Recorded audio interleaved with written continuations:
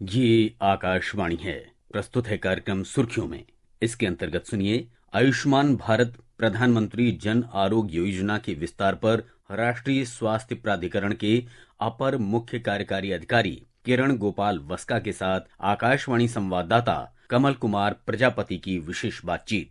केंद्रीय मंत्रिमंडल ने 11 सितंबर को एक अहम फैसला लेते हुए आयुष्मान भारत प्रधानमंत्री जन आरोग्य योजना के विस्तार को मंजूरी दी थी। इसके तहत 70 वर्ष और उससे अधिक आयु के सभी वरिष्ठ नागरिकों को उनकी बिना किसी आय के शर्त के स्वास्थ्य कवरेज प्राप्त करने का ये अहम निर्णय लिया गया था। और बीते मंगलवार यानी आयुर्वेद दिवस के अवसर पर प्रधानमंत्री नरेंद्र मोदी ने इस निर्णय को आखिरकार शुरू भी किया। सरकार का प्रयास है कि देश के हर बुजुर्ग जिनकी आयु 70 वर्ष के ऊपर है उनको जल्द से जल्द आयुष्मान वय वंदना कार्ड मिले। और ये ऐसी योजना है जिसमें आय की कोई पाबंदी नहीं। गरीब हो, मध्यम वर्ग का परिवार हो, उच्च वर्ग का परिवार हो, हर कोई इसका लाभार्थी बन सकता है। तो आज हम आयुष्मान भारत के इस विस्तार और आयुष्मान भारत के अन्य प्रावधानों पर कार्यक्रम में विस्तार से चर्चा करने वाले हैं। हमारे साथ कार्यक्रम में शामिल हैं राष्ट्रीय स्वास्थ्य प्राधिकरण में अपर मुख्य कार्यकारी अधिकारी किरण गोपाल। बहुत बहुत स्वागत है सर आपका। नमस्कार। सबसे पहले हमारे श्रोताओं को आप इस अहम निर्णय और जो 70 या इससे अधिक उम्र के वरिष्ठ नागरिकों के लिए आयुष्मान भारत पीएम जय का प्रावधान किया गया है, इसके महत्व के बारे में बताएं। ये क्यों अहम है और इससे किस तरह से एक बहुत बड़े वर्ग को स्वास्थ्य लाभ मिलने वाला है। शासन द्वारा ये जो निर्णय लिया गया है कि आयुष्मान भारत प्रधानमंत्री जन आरोग्य योजना को 70 वर्ष या उससे अधिक उम्र के सभी नागरिकों को विस्तार करने का, ये बहुत ही अहम है। क्योंकि ये उम्र जो बुढ़ापा है, 70 प्लस के जो हमारे नागरिक है, ये ऐसा उम्र है जहां पर बीमारियों का होना और मुख्य रूप से उस समय वित्तीय संसाधनों की जो कमी होती है, इन दोनों के वजह से इस आयु वर्ग के जो नागरिक हैं इनको बहुत कठिनाइयों का सामना करना पड़ता है। और ये भी अगर देखा जाए कि अगर मान लीजिए किसी एक परिवार में एक इस तरह के 70 वर्ष या उससे अधिक के उम्र के व्यक्ति भी हैं और कोई दूसरे व्यक्ति जो उनसे कम उम्र के भी है, तो परिवार को जब निर्णय लेना होता है कि उनके पास जो सीमित संसाधन है, वित्तीय संसाधन है, वो उन्हें किन पे खर्च किया जाए, तो कई बार ये देखा जाता है कि बुजुर्गों की जो जरूरतें हैं उनको कभी कभी आगे नहीं ला पाते हैं। तो इस विषय को ध्यान में रखते हुए सरकार द्वारा ये जो निर्णय लिया गया है ये बहुत ही अहम है। और ये जो 5 लाख रुपए तक का जो अतिरिक्त कवर जो मिल रहा है इस आयु वर्ग के जो नागरिक है उनको, ये बहुत ही लाभदायी साबित होगा। और इनके जो स्वास्थ्य जरूरतों को प्राथमिकता देने में किसी भी परिवार को अब दोबारा सोचने की आवश्यकता नहीं होगी। इस योजना के तहत वरिष्ठ नागरिकों को एक नया विशेष कार्ड जारी किया जा रहा है। तो इस कार्ड की प्रमुख विशेषताओं के बारे में आप हमें बताएं। किस प्रकार उनकी स्वास्थ्य सेवाओं तक पहुंच को और बेहतर ये कार्ड बनाएगा। आयुष्मान भारत प्रधानमंत्री जन आरोग्य योजना के अंतर्गत अभी तक जो आयुष्मान कार्ड जो वितरित किया जा रहा है उसको थोड़ा सा बदलाव करते हुए, इसको एक अलग रूपरेखा और एक अलग पहचान देते हुए एक आयुष्मान वय वंदना कार्ड बनाया गया है। यह कार्ड उन वरिष्ठ नागरिकों के लिए मिलेगा जो 70 वर्ष या उससे अधिक का उम्र पार कर चुके होंगे। और यह कार्ड में स्पष्ट रूप से लिखा होगा आयुष्मान वय वंदना, जिससे कि यह समझ में आएगा कि यह कार्ड जो है 70 वर्ष या उससे अधिक उम्र के व्यक्ति का है। और किसी भी एम्पैनल्ड अस्पताल में देश में जहां भी पीएमजेवाई योजना लागू है, वहां पर ये कार्ड दिखाकर बहुत ही सरल रूप से अपना ईकेवाईसी कर उस समय अपना जो ट्रीटमेंट है वो ले पाएंगे। और यह कार्ड देश भर में लगभग 30,000 अस्पताल जो हमारे एम्पैनल्ड है वहां पर यह कार्ड चलेगा और वहां पर बिना किसी समस्या के ये सभी वरिष्ठ नागरिक जो है वहां पर अपना लाभ उठा पाएंगे। जैसा कि इस योजना में शामिल है कि वरिष्ठ नागरिकों को हर साल 5 लाख रुपए तक का अतिरिक्त टॉपअप कवर मिलेगा। ये टॉपअप कवरेज क्या है, इस बारे में आप अगर कुछ जानकारी दें। ऐसे परिवार जो पहले से ही प्रधानमंत्री जन आरोग्य योजना से जुड़े हुए हैं और ऐसे परिवार हैं जो प्रधानमंत्री जन आरोग्य योजना के एलिजिबल बेनिफिशियरी नहीं है, तो हमारे लिस्ट में वो नहीं है। लेकिन ये आयुष्मान वय वंदना कार्ड दोनों के परिवारों में जो वरिष्ठ नागरिक हैं 70 या उससे अधिक उम्र वाले, उनके लिए होगा। ऐसे परिवार जो पहले से पीएमजेवाई से जुड़े हैं उनके लिए ये जो 5 लाख का कवर है अभी जो 5 लाख का कवर जो पूरे परिवार को मिल रहा है, उससे अतिरिक्त उसके ऊपर केवल वरिष्ठ नागरिकों के लिए ये 5 लाख का कवर है। मान लीजिए एक परिवार है जिसमें 5 सदस्य है, उनमें से एक कोई सदस्य है जो 70 वर्ष या उससे ऊपर है, तो जो 70 वर्ष या उससे ऊपर है उनके लिए ये 5 लाख का कवर होगा, और जो बाकी 4 है वो जो 70 वर्ष से कम वाले जो परिवार के सदस्य हैं उनके लिए 5 लाख का कवर होगा। इस तरह से एक कवर जैसा जो मिला है 5-5 लाख तक का कवर दोनों के लिए इस तरह से उपलब्ध होगा। और जो नया परिवार है, इसका मतलब कि परिवार पहले से पीएमजेवाई में उसका नाम अगर नहीं जुड़ा है, तो उनमें से केवल 70 वर्ष या उससे अधिक के जो नागरिक हैं उनका कार्ड बनेगा। और मान लीजिए किसी ऐसे परिवार में 2 व्यक्ति हैं, तो दोनों को मिलाकर 5 लाख रुपए तक का कवर होगा। जो वरिष्ठ नागरिक पहले से ही किसी अन्य सार्वजनिक स्वास्थ्य बीमा परियोजना से जुड़े हैं, जैसे सीजीएचएस, ईएचएस या सीएपीएफ, इन योजना के अलावा पीएमजेवाई का भी क्या उनके लिए विकल्प उपलब्ध रहेगा? इसका क्या प्रावधान है? प्रधानमंत्री जन आरोग्य योजना के अंतर्गत ये जो सुविधा प्रदान की जा रही है, ये सरकार द्वारा दी जा रही है। और अगर कोई भी नागरिक पहले से भी किसी केंद्र या राज्य शासन से वित्त पोषित योजना के अंतर्गत अगर लाभ उठा रहे हैं, तो उनको इन दोनों में से किसी एक योजना को चुनना होगा। अगर वो मान लीजिए सीजीएचएस के पहले से ही बेनिफिशियरी हैं, तो उनको या तो सीजीएचएस या फिर पीएमजेवाई का वय वंदना कार्ड ये चुनना होगा। तो ये दोनों का एक ऑप्शन होगा। लेकिन अगर आप प्राइवेट हेल्थ इंश्योरेंस खरीदा है आपने, या फिर आप ईएसआईसी के इंश्योरेंस में कवर्ड है, तो आप दोनों का लाभ उठा सकते हैं।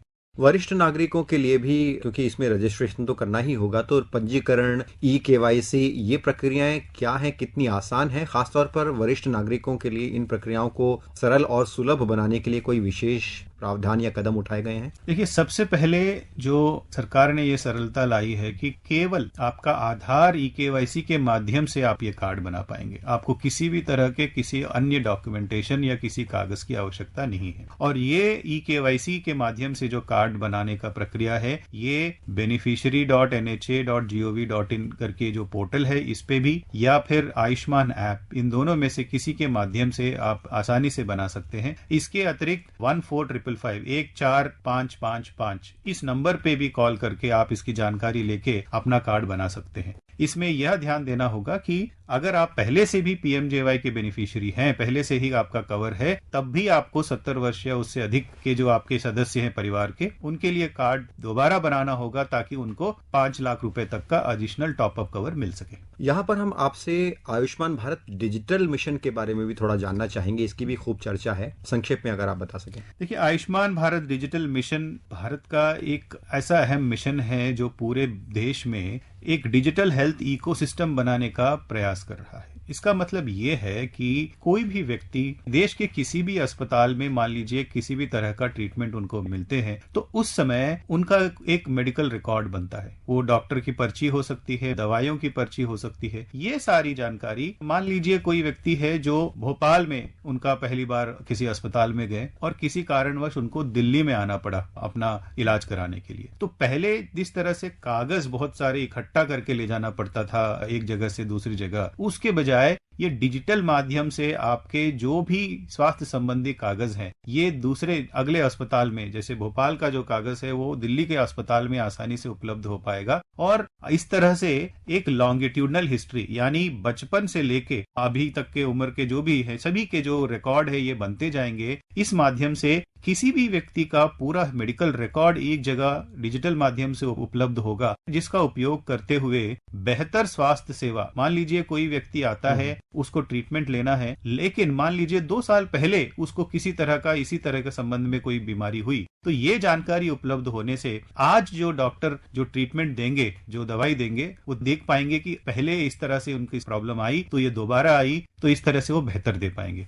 इसमें विशेष ध्यान देने वाली बात यह है कि जब हम कह रहे हैं कि भोपाल के अस्पताल से दिल्ली के अस्पताल जो है आसानी से मेडिकल रिकॉर्ड ले पाएगा, ये बिना आपके मंजूरी के जो व्यक्ति हैं जिनके भी रिकॉर्ड है, जैसे मान लीजिए मेरा रिकॉर्ड है जो भोपाल में है और वो मैं दिल्ली में चाहता हूं, तो मेरे अनुमति के बिना कोई भी रिकॉर्ड एक जगह से दूसरी जगह नहीं जाएगा। इससे जो कॉन्फिडेंशियलिटी और जो सिक्योरिटी का जो बात है, ये भी कवर होता है। जो ये आयुष्मान भारत हेल्थ अकाउंट है, क्या इसी से जुड़ा हुआ है, जिससे कि जिस डेटा की आपने बात की वो इसमें रिकॉर्ड में रहेगा? और क्योंकि हमारे पास आंकड़ा भी है कि अब तक 66 करोड़ से ज्यादा ऐसे आभा अकाउंट खुल चुके हैं। बिल्कुल सही है, क्योंकि जब मैं किसी एक अस्पताल में भोपाल में मान लीजिए मैं जा रहा हूं और मैं अभी बाद में दिल्ली के अस्पताल में जाता हूं, तो उस समय यही आभा नंबर भोपाल में भी मुझे देना है और वही आभा नंबर मुझे दिल्ली में भी देना है, ताकि मेरा हेल्थ रिकॉर्ड जो है आसानी से एक जगह से दूसरी जगह को ट्रांसफर कर सके। आभा नंबर एक तरह से एक हर व्यक्ति के लिए एक विशेष स्वास्थ्य संबंधी अकाउंट नंबर है, जिसमें आपके जो सारे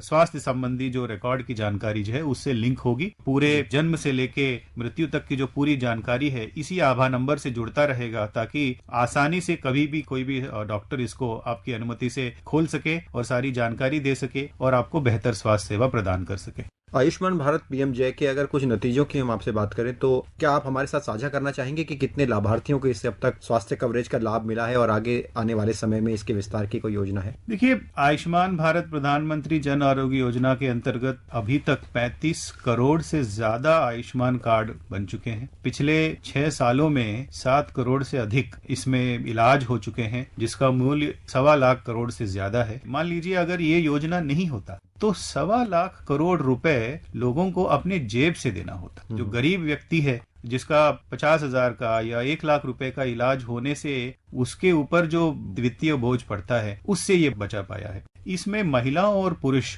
दोनों का लगभग समान तरह से उपयोग हो रहा है। कार्ड देखेंगे तो लगभग 48% कार्ड जो महिलाओं के हैं, इसी तरह जो इलाज हुए हैं वो भी लगभग 50-50% दोनों में है। इसका मतलब ये है कि महिलाओं का भी जो स्वास्थ्य है उसमें प्राथमिकता मिल रही है और अब ये 70+ का जो विस्तार किया गया है, इससे बुजुर्गों के लिए जो स्वास्थ्य आवश्यकताएं हैं वो भी पूरा कर पाएंगे।